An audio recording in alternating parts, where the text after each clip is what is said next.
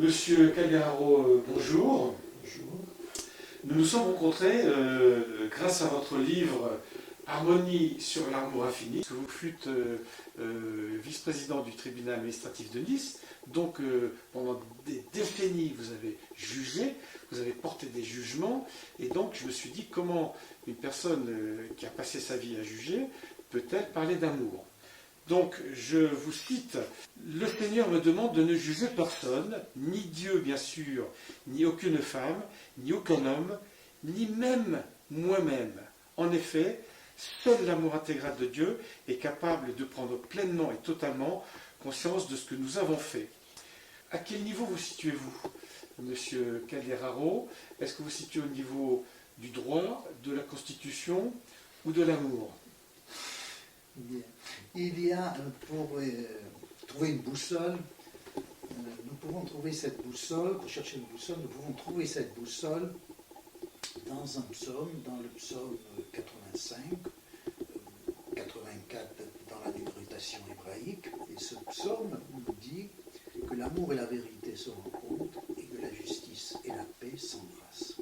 Ces quatre valeurs, qui sont des valeurs spirituelles, sont intimement liées. Il ne peut pas y avoir d'amour sans vérité, d'amour sans justice, de justice sans paix, et réciproquement de justice sans amour, de paix sans amour, de paix sans vérité. Ces quatre notions sont intimement liées. Et bien sûr, la plus importante de ces quatre notions, c'est sans doute l'amour, puisque l'amour infini, l'amour total, l'amour intégral qui est celui de Jésus, c'est un amour totalement vrai, totalement juste, totalement pacifique, non violent. Les lois humaines sont subordonnées à la loi essentielle, qui est la loi de l'amour. Lorsqu'on vient vous voir, il y a des gens, chacun a son argument, et qu'est-ce qui vous permet, in fine, de trancher? Parce qu'un juge juge, et vous écrivez, je vous cite toujours, bien sûr, il y a le droit avec au-dessus la Constitution pour chaque nation qui se veut souveraine, et sans cesse la scène. Mais il y a d'abord au sommet du droit, au sommet de la loi de l'amour, qui est l'accomplissement parfait de la loi. Donc, est-ce que vous ne dérogez pas parfois à la loi laïque pour écouter la loi divine? Oui, alors donc, si vous voulez, bon, deux précisions, j'ai été juge administratif et non juge pénal, j'ai jugé des actes et non pas des personnes, je n'ai jamais envoyé quelqu'un en prison, et d'ailleurs, je me suis souvent posé la question, je pense que je n'aurais pas été capable d'exercer de telles fonctions. Ensuite, ce que je peux dire, c'est que cette attitude du juge dépend bien entendu des lois humaines. Les lois humaines, il y en a de très bonnes, il y en a qui sont de moins bonnes, et il se peut effectivement que, en conscience, une personne doive appliquer des lois qui lui apparaissent injustes. Bon.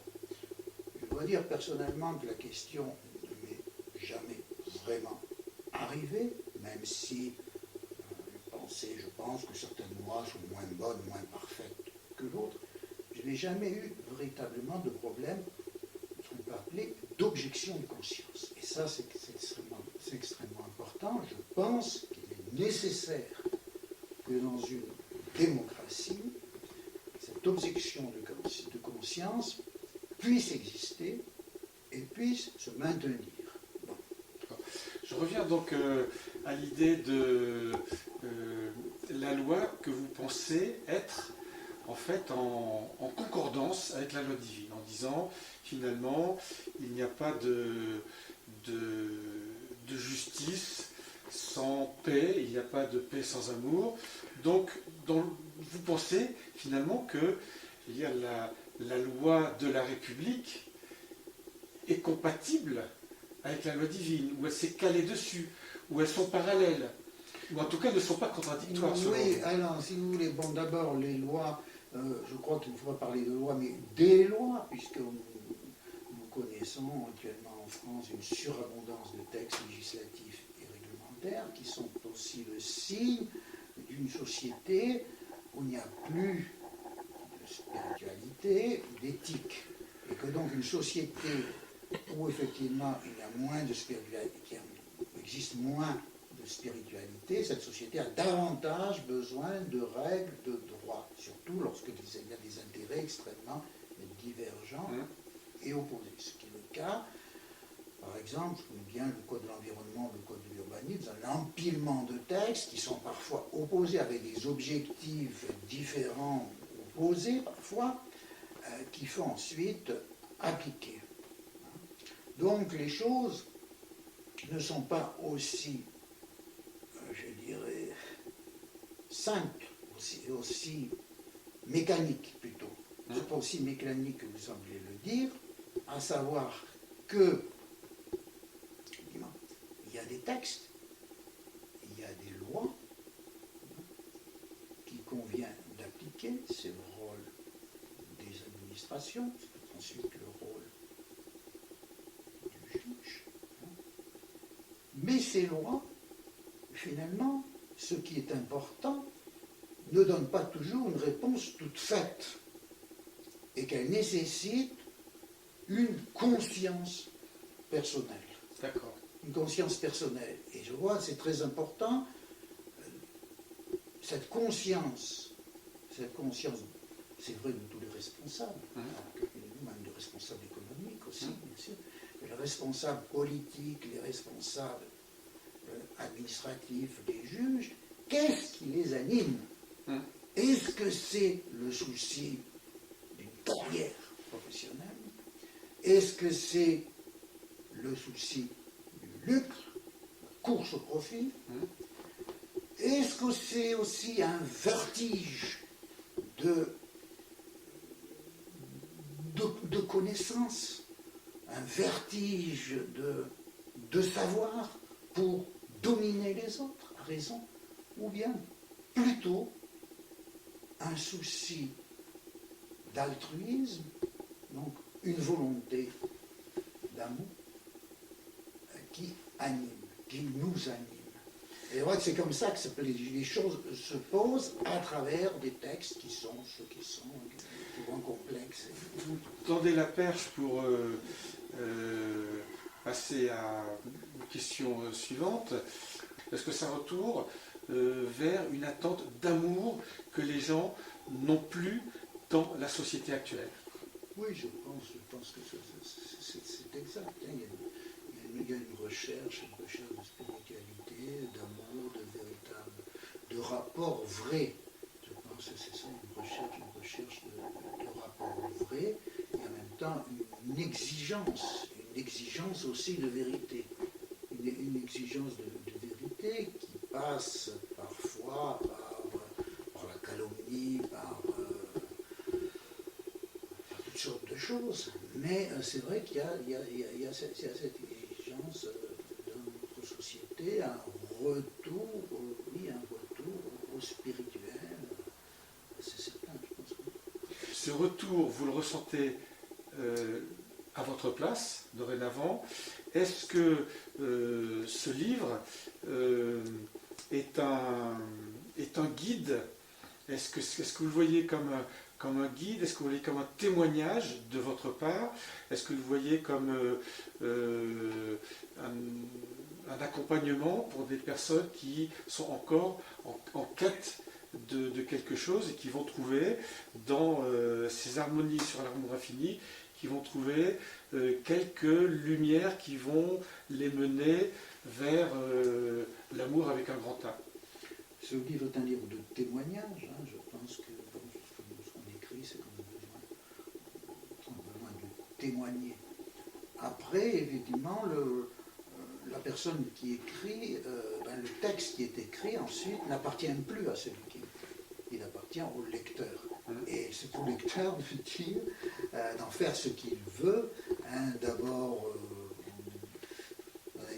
d'y être indifférent, ou bien de le trouver intéressant, ou peut-être d'en faire un guide. Ce que je peux dire que c'est bon, c'est de la poésie biblique, et que la référence, elle est dans la Bible, de manière générale, et dans les évangiles, de manière plus particulière. Mais dans la foi chrétienne, il y a effectivement, la foi chrétienne, c'est la foi dans la résurrection du Christ. C'est-à-dire, donc c'est quand même une, et ça c'est unique dans les grandes religions, les grandes spiritualités. C'est-à-dire que dans la foi chrétienne, quand tout est mort, on espère encore.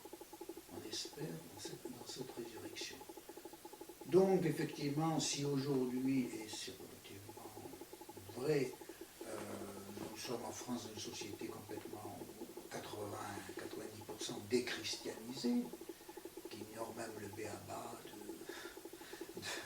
des évangiles, il n'empêche que la foi chrétienne est une foi dans la résurrection. Et donc, je suis convaincu que cette foi ressuscitera sous une autre forme, bien évidemment, que c'est sous la forme du 19e siècle, ou même du début du 20e siècle, ou antérieur, mais je suis convaincu que, effectivement, il y a dans les évangiles une potentialité qui n'a pas encore été exploitée. Et tout, effectivement, toute la grande question, c'est la question du faire. Plus exactement, du dire et du faire. Dans l'évangile, dans la personne de Jésus, il y a une coïncidence parfaite entre le dire et le faire. Alors, malheureusement, dans l'histoire de l'Église, des églises, des différentes confessions chrétiennes, en dépit de personnalités extraordinaires, de mouvements extraordinaires, comme Saint François d'Assise, vraiment des gens, des intelligences extraordinaires, on ne peut pas dire que nous avons eu des sociétés où le dire, où le faire a coïncidé avec le dire, notamment au niveau des pouvoirs politiques. Oui, on peut s'en voilà, et donc, finalement, voilà, ouais. Et donc, des grands enjeux de demain, c'est de faire en sorte, non pas de resacraliser de César, non pas de croire qu'un politique, quel qu'il soit, va apporter le bonheur et résoudre d'un coup de baguette magique les problèmes très nombreux qui se posent dans notre monde, mais que l'inspiration évangélique pourra demain inspirer davantage des responsables en charge, et notamment les politiques. Voilà. Alors je pense que pour que les politiques soient inspirés, il faut que le peuple soit inspiré. Oui et non. Oui, en ce sens qu'on dit souvent qu'un peuple a les dirigeants qu'il mérite. Voilà, moi c'est ce que je pense. Effectivement, hein, ça c'est une première. Donc il faut bien sûr que ce soit le peuple, dans une démocratie, choisisse des gens qui effectivement qui recherchent d'abord le bien commun. Mais c'est certainement très difficile aujourd'hui, parce que ça implique quand même des choix radicaux. Bon, que l'on pense par exemple aux problèmes environnementaux, réchauffement climatique, destruction de la biodiversité, etc., avec toutes les conséquences énormes, migratoires, géopolitiques, tout ce que vous pouvez imaginer. Donc ça implique des changements radicaux de comportement et de mode de vie.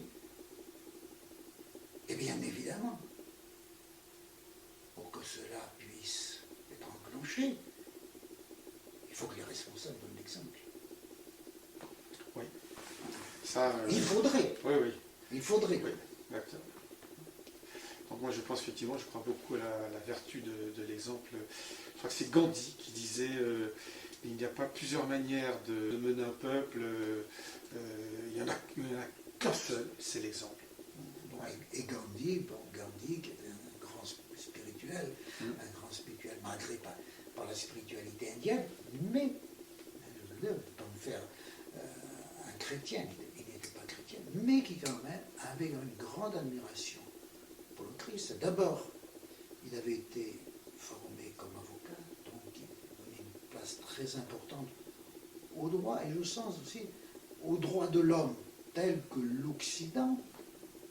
Et en France, c'est paradoxal, les droits de l'homme se sont imposés contre l'Église, alors qu'ils sont évidemment d'inspiration chrétienne. Notamment en Amérique, ce sont les puritains qui ils étaient quand même, ils avaient une référence chrétienne. Mais en France, on a dit non, c'est pas l'inspiration. Mais si, les droits de l'homme sont d'inspiration chrétienne. Une société musulmane n'a jamais pu et ne pourrait pas inventer les droits de l'homme. Et donc ces droits de l'homme, donc Gandhi était inspiré par les droits de l'homme de l'Occident et aussi par la personne du Christ, tout en étant profondément indien. Ce qui veut dire qu'il ne s'agit pas, chaque peuple a sa culture propre. Voilà. Il ne s'agit pas, dans la foi chrétienne, Jésus ne veut pas faire de chacun de ses disciples des clones. Ça, ce sont les dictateurs. C'est Staline, c'est Mao, c'est Hitler qui veut faire des clones pour tout le monde. Non. Non. Écoutez, monsieur Calderaro, je vous remercie beaucoup. J'ai l'impression que vous n'avez pas tout dit. On a l'impression qu'il y avait tellement d'autres choses à dire. J'ai presque envie de vous dire, on se donne rendez-vous pour une autre rencontre sous une autre forme. En tout cas, je vous remercie très profondément, très sincèrement. Voilà, mais volontiers. Aussi, ça serait avec plaisir. D'accord.